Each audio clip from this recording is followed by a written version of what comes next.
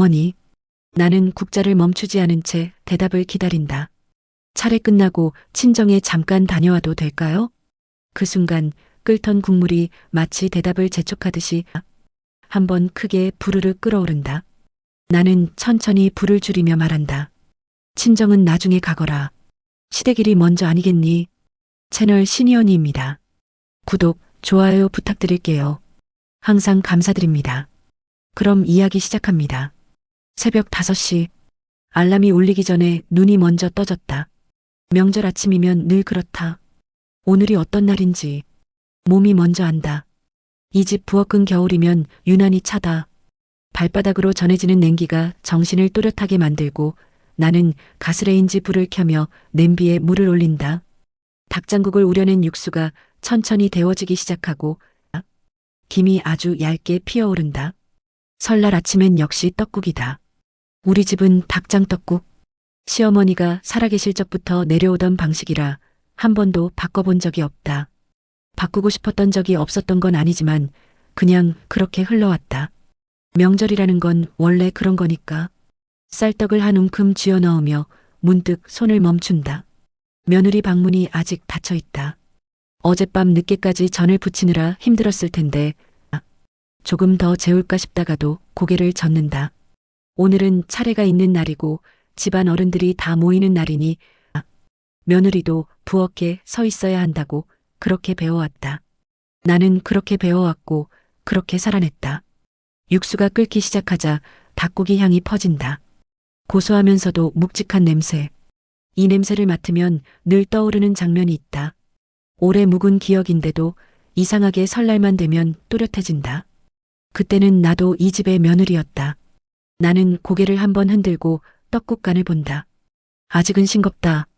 국간장을 조금 더 붓고 다진 마늘을 넣으며 국자를 천천히 저어본다. 그때 방문이 열리는 소리가 난다. 어머니, 일찍 일어나셨네요. 며느리 목소리가 조심스럽다. 나는 뒤돌아보지 않은 채 대답한다. 명절 아침인데 늦잠 자면 되겠니? 말이 조금 딱딱하게 나갔다는 걸 스스로도 안다. 그렇다고 다시 부드럽게 고쳐 말하지는 못한다. 괜히 어색해질 것 같아서. 며느리가 내 옆에 서서 앞치마를 맨다. 손이 아직 덜 풀린 듯 조금 느리다. 어머니, 제가 떡 썰까요? 아니다, 다 썰어놨다. 전 부칠 준비나 해라. 짧은 대화. 부엌엔 냄비 끓는 소리와 기름 예열되는 소리만 흐른다. 한참을 그렇게 서 있다가 며느리가 입을 연다. 어머니. 나는 국자를 멈추지 않은 채 대답을 기다린다. 차례 끝나고 친정에 잠깐 다녀와도 될까요? 그 순간 끓던 국물이 한번 크게 부르르 끓어오른다. 마치 대답을 재촉하듯이 나는 천천히 불을 줄이며 말한다. 친정은 나중에 가거라. 시댁일이 먼저 아니겠니? 최대한 담담하게 말하려 했는데 어딘가 못을 박는 소리가 섞여 있었을지도 모른다. 며느리는 잠시 아무 말이 없다가 네하고 작게 대답한다. 그 네라는 한 음절이 부엌 바닥으로 떨어지는 느낌이 든다. 나는 그 소리를 들으면서도 모른 척 떡국 위로 고명을 얹는다. 지단을 올리고 김가루를 조금 뿌리며 마치 아무 일도 없다는 듯이. 하지만 마음 한구석이 자꾸만 거슬린다. 잠시 후 며느리가 부엌을 나간다. 설거지하러 갔겠거니 생각하며 따라 나가보지는 않는다. 그런데 이상하게도 물소리가 들리지 않는다. 나는 괜히 행주를 정리하는 척하다가 부엌 문틈으로 시선을 보낸다. 마루 끝 그늘진 쪽에 며느리가 서 있다. 고개를 숙인 채 손등으로 눈가를 닦는다. 우는 건가? 그 모습을 보는 순간 가슴 어딘가가 덜컥 내려앉는다. 그리고 겹쳐진다. 30해 전 설날 아침. 제사상을 다 차려놓고 어른들 눈을 피해 마당을 건너던 아직 해도 제대로 뜨지 않은 새벽 발밑에 흙이 얼어 딱딱했고 숨을 쉴 때마다 입김이 허옇게 흩어지던 그때 외부 화장실 옆에 서서 아무도 보지 않는다는 안도감에 그제야 눈물이 터졌었다. 소리내 울 수는 없어 입술을 깨물고 손등으로 눈물을 훔치며 괜찮다고 스스로를 달래던 그 시간, 그 장면이 지금 마루 끝에 서 있는 며느리와 겹쳐진다. 나는 한 발짝도 움직이지 못한 채 서 있다. 나가서 등을 한번 두드려줄까 아니면 못 본 척 돌아설까 망설이며 그때 거실에서 남편 목소리가 들린다. 떡국 다 됐어? 현실이 나를 끌어당긴다. 나는 얼른 고개를 돌려 냄비 뚜껑을 덮는다. 거의 됐어요. 목소리를 평소처럼 맞추려 애쓰며 대답한다. 그리고 속으로 중얼거린다. 괜히 예민해진 거야. 명절이라 다들 피곤해서 그렇지. 나도 그랬고 다 그렇게 지나왔다고. 하지만 국자를 다시 쥔 손이 자꾸만 떨린다. 마루 끝에 서 있던 며느리가 고개를 들고 안으로 들어온다. 나는 아무것도 보지 못한 사람처럼 말한다. 상 펴야지. 손님들 곧 오신다. 며느리는 눈가가 조금 붉어진 채 고개를 끄덕인다. 그 모습을 보며 문득 이런 생각이 스친다. 저 아이도 누군가의 딸이었지. 나는 그 생각을 서둘러 밀어낸다. 명절 아침에 쓸데없는 감정은 사치라고 그렇게 스스로를 다잡으면서 닭장떡국 냄비에서 다시 김이 오른다. 올해도 어김없이 같은 냄새가 집안을 채운다. 그 냄새 속에서 나는 잠시 마당을 건너 울던 젊은 날을 떠올린 채 서 있다. 차례상은 생각보다 오래 걸린다. 과일을 올리고 다시 내리고 북어포 방향을 맞추며 몇 번이나 손을 뻗는다. 이미 반듯한데도 괜히 또 손을 대게 된다. 삐뚤어진 건 상이 아니라 내 마음인 것 같은데 그걸 인정하기 싫어 과일만 만지작거린다. 며느리가 대추 접시를 들고 묻는다. 어머니, 이건 어디에 놓을까요? 나는 잠깐 멈칫하다가 말한다. 밤 옆에. 며느리가 자리를 잡아놓는다. 그런데 아주 조금, 정말 미세하게 각도가 다르다. 나는 아무렇지 않은 척 손을 뻗어 접시를 바로잡는다. 여긴 항상 이렇게 놨다. 설명처럼 말했지만 사실은 선을 긋는 말이었을지도 모른다. 며느리는 네. 하고 물러선다. 그 한 걸음 물러나는 모습이 괜히 크게 느껴진다. 나는 속으로 중얼거린다. 이 집엔 이 집 방식이 있는 거지. 그게 그렇게 서운한 일인가. 차례가 시작되고 향 냄새가 번진다. 모두 절을 올리는 동안 나는 눈을 완전히 감지 못한다. 바닥에 닿은 며느리 손등이 보인다. 얇고 하얗다. 저 손으로 어젯밤 늦게까지 전을 부쳤겠지. 괜히 시선을 다른 데로 돌린다. 음복을 하며 자리를 잡는다. 나는 자연스럽게 국을 푼다. 닭장떡국 국물을 한 번 더 저어 고기가 골고루 가게 하고 떡이 바닥에 눌어붙지 않았는지 살핀다. 며느리 그릇을 내밀 때 손이 잠깐 스친 손이 차갑다. 많이 먹거라. 입에서 나온 말은 평소와 다를 게 없는데 속은 자꾸만 다르다. 사촌 형님이 웃으며 말한다. 요즘은 며느리들 명절에 해외도 간다더라. 세상 좋아졌어. 사람들이 웃는다. 나도 같이 웃는다. 웃어야 할 타이밍이라는 걸 아니까. 그런데 며느리는 따라 웃지 못한다. 숟가락만 만지작거리다가 국물을 조금 뜨고는 다시 내려놓는다. 그 모습을 본 순간 가슴이 조여오지만 나는 티를 내지 않은 채 대신 김치를 권한다. 김치랑 먹어라. 싱거우면 말하고. 며느리는 고개를 끄덕인다. 아들은 그 사이에서 괜히 물컵을 만지작거린다. 말을 꺼낼 듯 하다가 결국 아무 말도 하지 않는다. 저 모습이 낯설지 않다. 30해 전 내 남편도 저랬다. 내 눈을 한번 보고 어머니 눈치를 보고 결국 숟가락만 들여다보던 얼굴. 나는 물을 한 모금 마신다. 그때의 서운함이 아직도 목 안쪽에 남아있는 것처럼 괜히 삼키기 어렵다. 식사가 끝나고 상을 치운다. 설거지는 내가 하고 나는 과일 깎으마. 이번엔 조금 부드럽게 말했다고 생각했는데 며느리의 뇌는 아침보다 더 작다. 싱크대에서 물이 쏟아진다. 그릇이 서로 부딪히는 소리가 맑게 울린다. 나는 사과를 깎는다. 칼이 껍질을 따라 길게 돌아나간다. 한 번도 끊기지 않게 깎으려 애쓰며 괜히 집중한다. 뒤에서 갑자기 작은 소리가 난다. 앗! 돌아보니 며느리가 손을 움켜쥐고 있다. 그릇 모서리에 베인 모양이다. 물에 섞인 피가 희미하게 번진다. 나는 순간적으로 서랍을 열어 밴드를 꺼내려다가 입이 먼저 움직인다. 조심하지 그랬니? 말이 그렇게 나가버린다. 며느리는 괜찮아요. 하고 얼른 손을 물에 씻지만 표정은 괜찮지 않았다. 나는 그제야 아무 말 없이 밴드를 내민다. 며느리가 손가락에 밴드를 감는 동안 나는 왜 아까 그 한마디가 먼저 튀어나왔는지 생각한다. 많이 다쳤니라고 물을 수도 있었는데 왜 나는 늘 먼저 가르치듯 말할까? 과일을 담은 접시가 자꾸만 무거워진다. 거실에서는 친척들이 웃으며 예시이야기를 한다. 누가 사업을 시작했다더라. 누구네 애가 유학을 간다더라. 이 집은 시끄럽고 부엌은 조용하다. 나는 문득 싱크대 앞에 서 있는 며느리의 등을 본다. 등뼈가 얇게 드러난 것처럼 여려 보인다. 나도 내 며느리와 같았었다.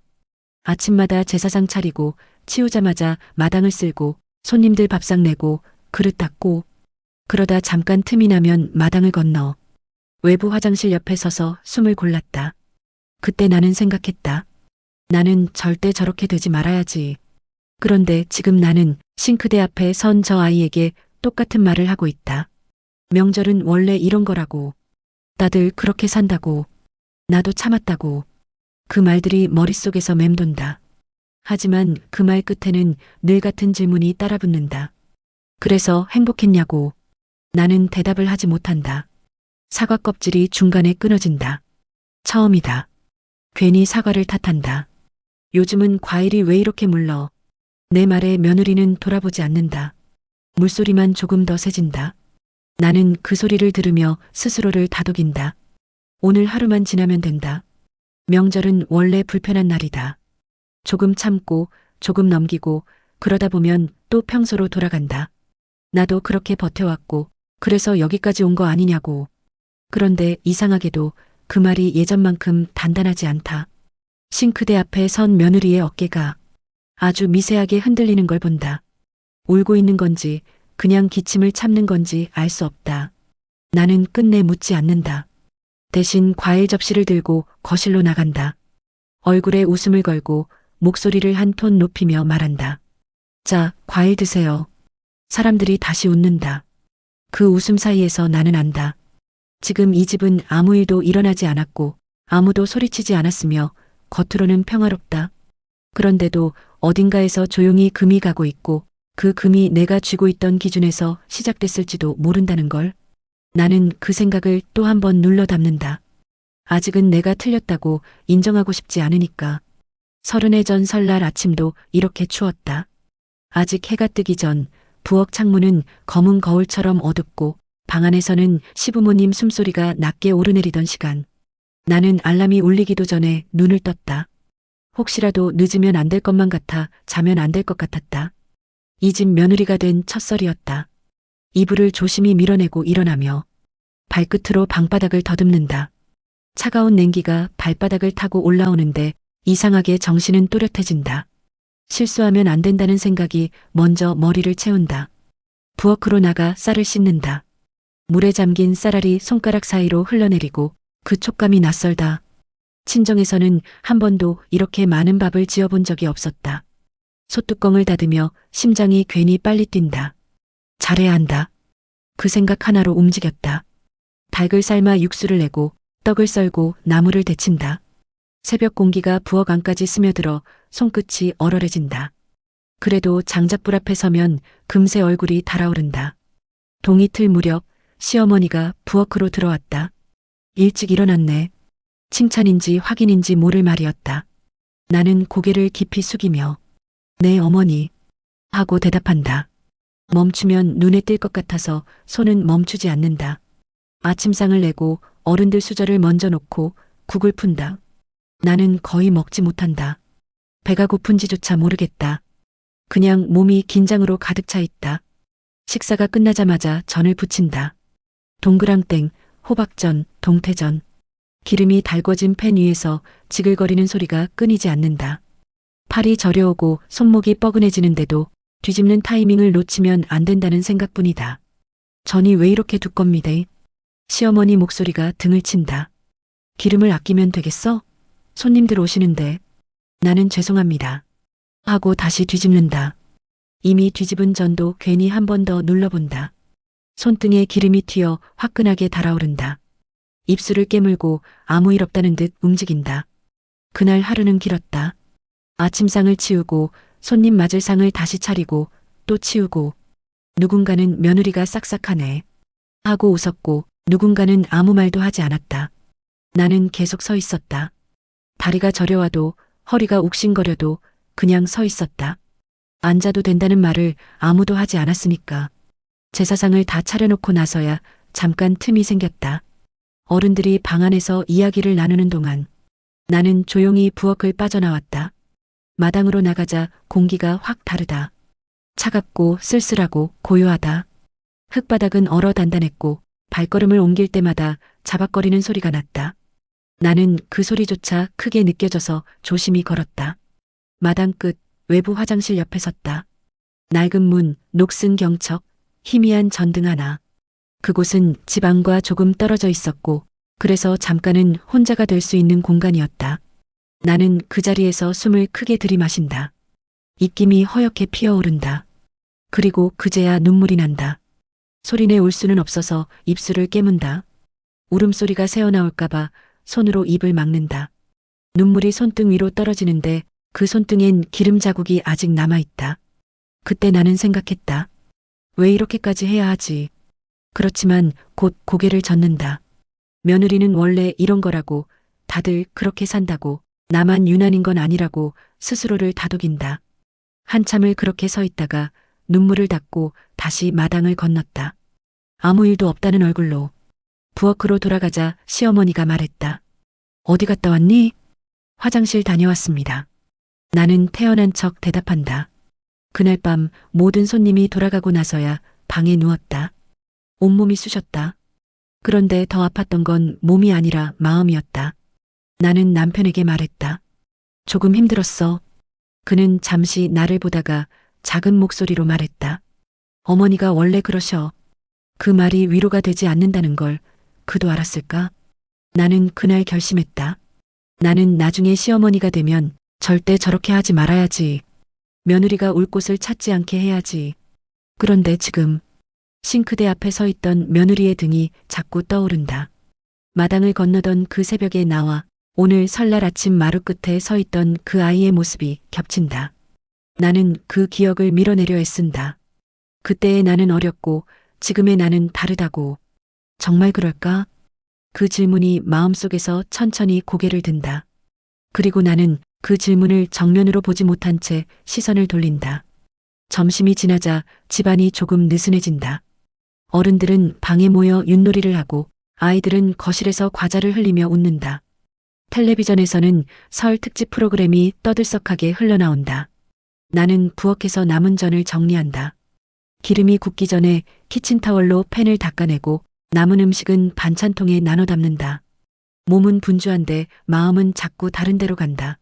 며느리가 보이지 않는다. 설거지는 이미 끝났고 거실에도 없다. 화장실 문도 열려 있다. 나는 괜히 냉장고 문을 열었다 닫는다. 찾으려는 건 음식이 아니라 사람인데 모른 척 엉뚱한 행동을 한다. 그때 안방 쪽에서 낮은 목소리가 들린다. 처음엔 무슨 말인지 잘 들리지 않는다. 문이 반쯤 닫혀 있고 환풍기 돌아가는 소리와 겹쳐져 웅얼거림처럼 흐른다. 응, 엄마. 손이 멈춘다. 나는 듣지 않겠다는 것처럼 일부러 더 소리를 내며 반찬통 뚜껑을 닫는다. 그런데도 귀는 그쪽으로 향한다. 아니야, 괜찮아. 원래 명절이 그렇지 뭐. 밝게 말하려 애쓰는 목소리다. 그 밝음이 더 얇게 느껴진다. 응, 오늘은 못 갈 것 같아. 어머니가. 아니, 그냥 바쁘셔서. 그 말이 가슴을 스친다. 나는 부엌과 안방 사이 복도에 서 있다. 발걸음을 옮기면 방 앞까지 갈 수 있는 거리. 그렇지만 거기까지 가지 않는다.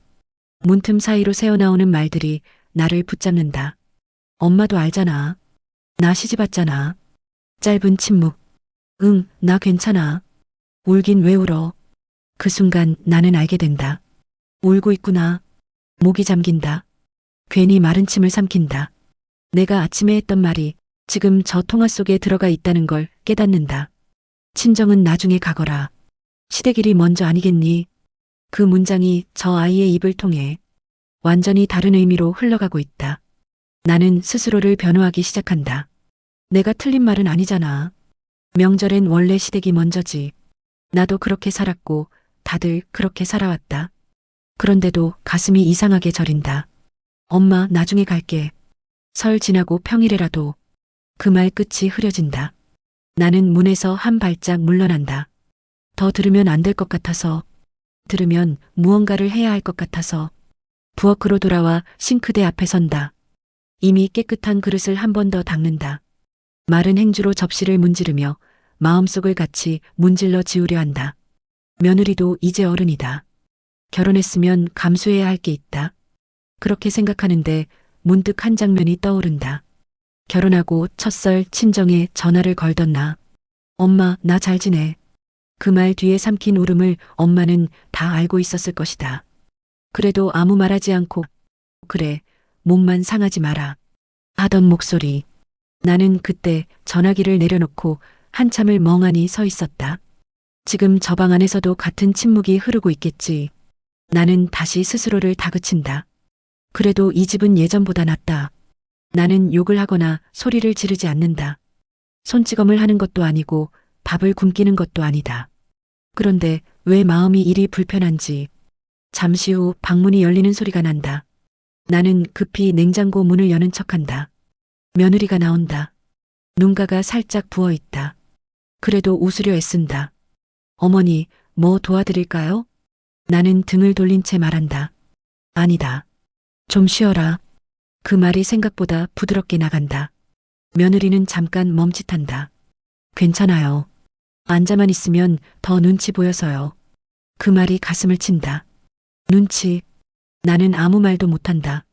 내가 눈치를 준 적은 없다고 생각했는데 저 아이는 이미 눈치를 보고 있다. 나는 돌아서서 며느리 얼굴을 본다. 아주 잠깐. 그 얼굴 위에 30해 전 화장실 옆에 서 있던 내 얼굴이 겹친다. 그때 나는 누군가 나를 붙잡고 말해주길 바랐다. 너도 딸이다. 그 한마디면 충분했을 텐데. 지금 나는 그 말을 알고 있으면서도 입 밖으로 꺼내지 못한다. 자존심 때문인지 왜 이렇게 어려운지, 아니면 내가 틀렸을지도 모른다는 사실이 두려워서일까? 나는 다시 냉장고 문을 닫는다. 과일 좀 더 깎아라. 오후에 또 드실 거다. 며느리는 네. 하고 칼을 잡는다. 그 손끝을 바라보며 나는 생각한다. 저 아이는 지금도 자기 엄마에게는 여전히 딸일 텐데, 그 사실을 인정하는 순간 내가 너무 오래 외면해온 무언가까지 함께 떠오를 것 같아서 나는 또 한 번 아무 일도 없는 얼굴을 한다. 저녁 무렵이 되자 집이 조금 조용해진다. 친척 몇은 먼저 돌아가고 아이들도 낮잠에 지쳐 소리가 잦아든다. 하루 종일 끓이던 음식 냄새가 벽에 밴 것처럼 집안 공기가 묵직하다. 나는 부엌에서 마지막 설거지를 한다. 뜨거운 물에 손을 담그고 있으니 하루 종일 쌓인 피로가 늦게야 올라온다. 손등이 붉게 부어있고 관절이 욱신거린다. 그때 남편이 부엌 문틀에 기대선다. 힘들지? 드문 말이다. 나는 웃는 척한다. 명절인데 뭐. 그는 잠시 나를 본다. 뭔가 할 말이 있는 얼굴이다. 아까 애가 좀 속상해하더라. 애라는 말이 며느리를 가리킨다는 걸 안다. 나는 수세미를 더 세게 준다. 명절이 다 그렇지. 괜히 예민해져서 그래. 되도록 담담하게 말하려 애쓴다. 남편은 한숨처럼 숨을 내쉰다. 당신도 그랬잖아. 손이 멈춘다. 뭘? 시집오고 첫살 때. 심장이 천천히 내려앉는다. 나는 등을 돌린 채 묻는다. 내가 뭘? 그는 잠시 말을 고르는 듯 하다가 낮게 말한다. 마당 건너 화장실 옆에서 울던 거. 뜨거운 물이 손을 감싸고 있는데도 갑자기 식어버린 것처럼 차갑다. 나는 아무 말도 하지 못한다. 나 봤어. 그 한마디가 조용히 떨어진다. 나는 돌아선다. 봤으면 그때 왜 아무 말도 안 했어. 목소리가 생각보다 날카롭게 나간다. 남편은 시선을 피한다. 어머니가 무서웠어. 그 말이 공기 속에 멈춘다. 무서웠다. 나는 웃음이 나올 것 같다가도 웃지 못한다. 그래서 괜히 내가 나섰다가 더 당신만 힘들어질까봐 그냥 모른 척했지. 모른 척. 그 단어가 오래된 상처를 건드린다. 나는 그날 밤을 떠올린다. 온몸이 쑤셔서 누워만 있었고 겨우 꺼낸 말이 조금 힘들었어였는데 돌아온 대답은 어머니가 원래 그러셔. 였던 밤. 그는 알고 있었던 거다. 내가 왜 마당까지 나가 울었는지. 내가 왜 그 자리에서 혼자 서 있었는지. 그런데도 아무 말도 하지 않았다. 나는 수건으로 손을 닦는다. 물기가 아니라 마음이 축축해진 것처럼. 당신은 늘 그랬어. 입 밖으로 조용히 나온다. 보고도 모른 척. 남편은 변명하지 않은 채 그저 서 있었다. 그 모습이 서른해 전과 똑같다. 나는 문득 깨닫는다. 그때 나는 혼자 울었고 지금도 며느리는 혼자 울고 있다. 그리고 그 사이에서 남자들은 보고도 모른 척 늘 같은 자리에 서 있다. 가슴이 묘하게 조여온다. 나는 묻는다. 내가 어머니랑 똑같아 보여? 말하고 나서야 내가 무엇을 묻고 있는지 안다. 남편은 바로 대답하지 않는다. 그 침묵이 이미 답처럼 느껴진다. 당신이 나쁘다는 게 아니야. 그가 조심스럽게 말한다. 그냥 세월이 그렇게 만든 거겠지. 세월. 그 말이 이상하게 변명처럼 들린다. 세월이 나를 이렇게 만들었을까? 아니면 내가 편해서 그렇게 된 걸까? 나는 싱크대에 기대선다. 다리가 갑자기 힘을 잃은 것처럼 느껴진다. 나 그때 생각 많이 했어. 내 목소리가 낮게 가라앉는다. 나는 절대 저렇게 안 해야지. 내 며느리는 울게 안 해야지. 말끝이 흐려진다. 남편은 아무 말 없이 나를 본다. 나는 다시 묻는다. 근데 지금 내가 뭐가 다르지?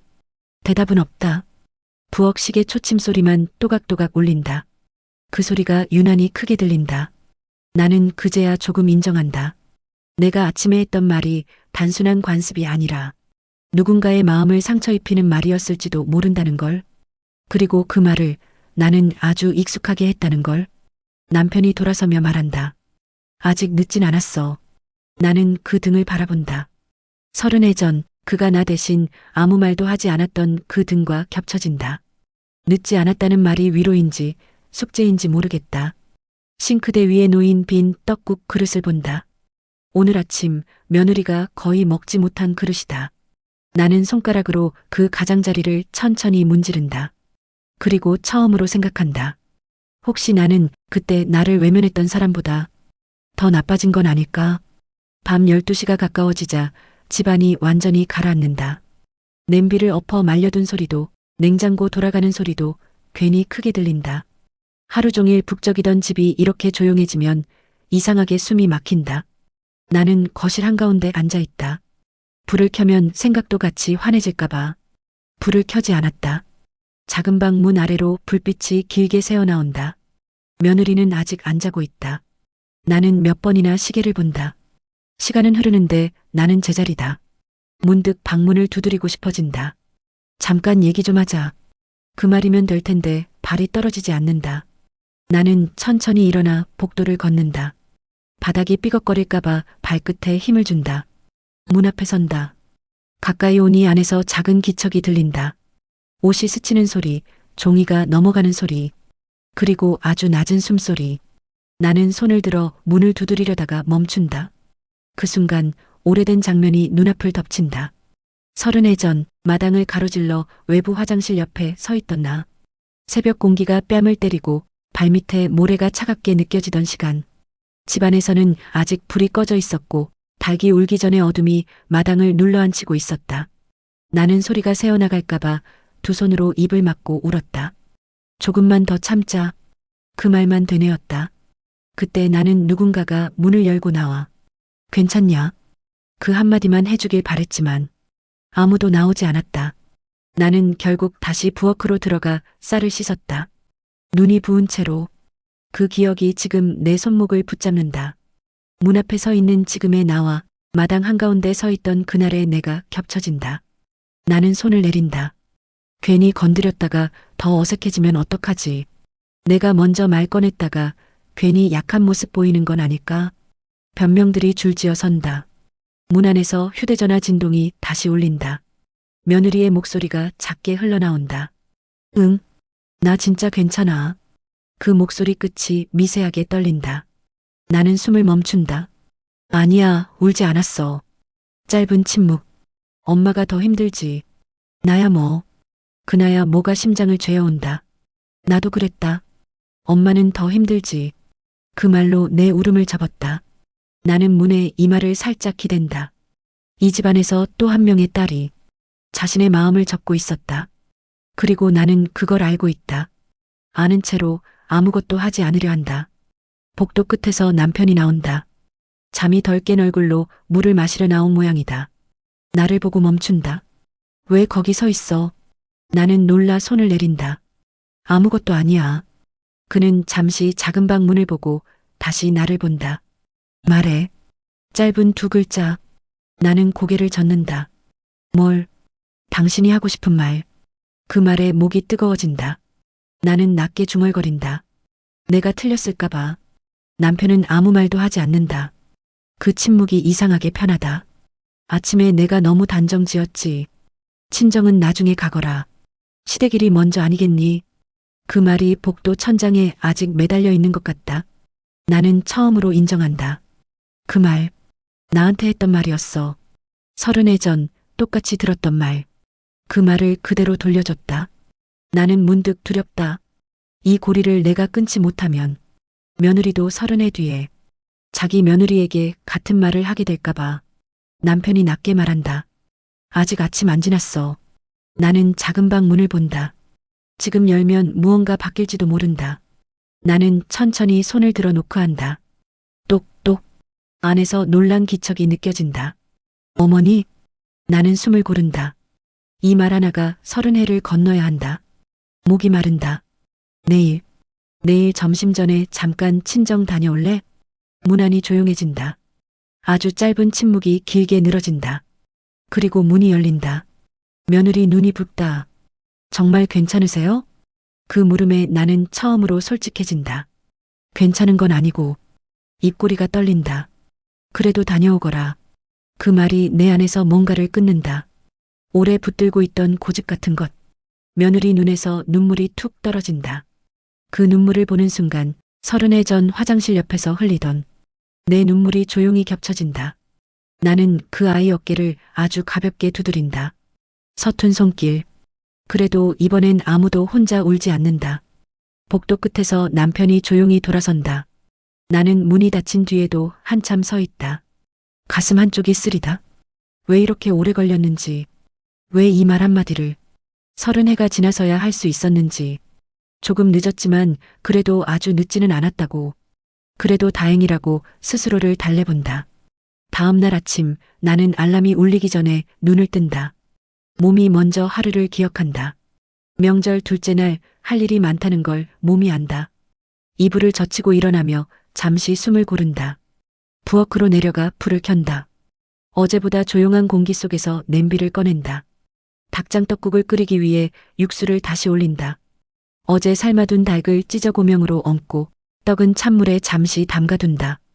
국물이 서서히 끓어오르며 하얀 김이 피어오른다. 김 사이로 지난 날들이 겹쳐 보인다. 30해 전 같은 설날 아침. 나는 동이 트기 전 일어나 마당을 쓸고 부엌에 불을 지폈다. 연탄 냄새와 함께 눈이 따갑도록 연기가 차올랐다. 그날도 떡국을 끓였고 손이 얼어가며 고명을 썰었다. 그날 나는 울었다. 그리고 아무 일 없다는 얼굴로 국을 퍼냈다. 지금 나는 울지 않는다. 대신 천천히 국을 젓는다. 며느리는 약속대로 아침을 먹고 친정에 다녀오기로 했다. 어젯밤 문 앞에서 건넨 말이 아직도 낯설다. 다녀오거라. 그 한마디가 이렇게 오래 남을 줄은 몰랐다. 식탁에 그릇을 놓으며 생각한다. 어쩌면 저 아이는 오늘 친정에 가서 환하게 웃을지도 모른다. 엄마 얼굴 보자마자 괜히 눈물이 날지도 모르고 나 괜찮아 하면서도 속을 털어놓을지도 모른다. 나는 그 장면을 상상한다. 그리고 문득 깨닫는다. 나는 그 기회를 내 젊은 날에는 갖지 못했다는 걸. 누군가 허락해주지 않았고 나는 감히 먼저 말하지 못했다. 그래서일까? 어젯밤 그 말을 꺼내면서도 마음 한쪽이 저렸다. 왜 그때는 아무도 나에게 이 말을 해주지 않았을까? 왜 나는 그렇게 오래 참는 법만 배웠을까? 식탁에 앉아 닭장떡국을 한 숟갈 뜬다. 국물이 따뜻하게 목을 타고 내려간다. 짭조름하고 깊은 맛 속에 어딘가 모르게 허전함이 남는다. 남편이 맞은편에 앉는다. 잘 다녀오라 했어? 나는 고개를 끄덕인다. 점심만 먹고 올 거래. 남편은 한동안 국을 먹다가 말한다. 당신 어머니 닮은 줄 알았어. 숟가락이 멈춘다. 지금은 아니고. 그는 덧붙인다. 예전엔 좀. 그 말이 이상하게도 서운하지 않다. 나는 천천히 웃는다. 당연히 닮았겠지. 이 집에서 그렇게 배웠으니까. 세월은 사람을 닮게 만든다. 싫다던 모습조차 어느새 익숙해진다. 나는 국그릇을 내려놓는다. 어제까지는 내가 피해자라고만 생각했다. 참아온 사람, 울었던 사람, 외면당했던 사람. 그런데 어느 순간부터 나는 누군가의 시어머니가 되었고 누군가의 벽이 되었다. 세월은 억울함을 훈장처럼 달아주지 않는다. 그저 자리를 바꿔 앉게 할 뿐이다. 문 밖에서 차 소리가 들린다. 며느리가 나갈 채비를 마친 모양이다. 나는 현관으로 나간다. 며느리는 외투를 입고 서 있다. 눈가가 조금 부었지만 표정은 어제보다 가볍다. 금방 다녀올게요. 나는 잠시 망설이다가 말한다. 천천히 있다 와라. 그 말에 며느리 눈이 잠깐 흔들린다. 어머니 감사해요. 나는 고개를 젓는다. 고마운 건 어쩌면 나일지도 모른다. 저 아이 덕분에 나는 30해를 돌아 다시 한번 선택할 기회를 얻었으니까. 문이 닫히고 집안이 다시 조용해진다. 나는 천천히 부엌으로 돌아간다. 식탁 위에 남은 닭장떡국을 본다. 국물 위에 기름이 얇게 떠 있다. 남겨진 국물처럼 마음에도 무엇인가 남아있다. 조금은 늦은 후회, 조금은 다행이라는 안도, 그리고 아주 작은 다짐. 나는 완전히 달라지지 못할지도 모른다. 또 실수할지도 모르고 무심한 말을 할지도 모른다. 그래도 이제는 안다. 며느리도 누군가의 딸이라는 걸, 그리고 나 역시 여전히 누군가의 딸이라는 걸. 세월이 흘러 언젠가 내가 저 자리에 앉게 되면 오늘을 떠올릴 것이다. 마당을 건너 화장실 옆에서 울던 새벽과 복도 문 앞에서 노크하던 밤과 그리고 닭장떡국이 식어가던 아침을. 그때는 조금 덜 후회하는 얼굴이길 바라면서 나는 식은 국물을 다시 데우기 위해 불을 켠다. 김이 천천히 오른다. 세월도 그렇게 조용히 받아들인다. 몇 해가 더 흘렀다. 설은 여전히 찾아오고 닭장떡국 냄새는 해마다 비슷하게 집안을 채운다. 달라진 게 있다면 사람들의 자리다. 아이였던 손주는 이제 뛰어다니고 며느리는 아이 손을 붙잡은 채 부엌과 거실을 오간다. 나는 이제 예전만큼 빠르게 움직이지 못한다. 칼을 오래 쥐고 있으면 손목이 저리고 오래 서 있으면 허리가 먼저 신호를 보낸다. 그래서인지 부엌 한가운데 서 있기보다 한 걸음 물러서 있는 시간이 늘었다. 예전엔 내가 다 해야 마음이 놓였다. 지금은 굳이 그러지 않아도 된다는 걸 이제 안다. 그의 이후로 나는 몇 번이나 비슷한 순간을 맞았다. 어머니, 이번 설엔. 그 말이 시작될 때마다 가슴 한켠이 먼저 움찔한다. 습관처럼 계산이 올라온다. 어른들 식사 시간, 집안 분위기, 체면. 그런데 그 계산 위로 늘 하나의 장면이 겹친다. 마당을 건너 외부 화장실 옆에 서 있던 젊은 나. 찬 새벽 공기에 어깨를 웅크리고 아무도 보지 않기를 바라면서도 누군가는 알아주길 바랐던 그 마음. 그리고 복도에서 방문을 두드리던 나의 모습. 망설임과 자존심 사이에서 한참을 서 있던 그 밤. 그 장면들이 이제는 나를 멈추게 한다. 올해 설날도 비슷했다. 아침상을 치우고 나자 며느리가 조심스레 다가왔다. 아이는 거실에서 블록을 쌓고 있었고 남편은 텔레비전을 보고 있었다. 어머니, 요즘 저희 어머니가 많이 편찮으셔서요. 그 말에 나는 고개를 든다. 며느리 눈에는 미안함이 먼저 떠 있다. 허락을 구하는 사람의 표정. 예전에 나도 저런 얼굴이었을까 문득 궁금해진다. 나는 대답하기 전 아주 잠깐 숨을 고른다. 예전 같았으면 그래도 오늘은 하고 말을 꺼냈을지 모른다. 집안 어른들 앞에서 며느리를 먼저 보내는 게 못 내 마음에 걸렸을 것이다. 그런데 이번엔 다르게 생각이 흐른다. 어차피 명절은 하루가 아니다.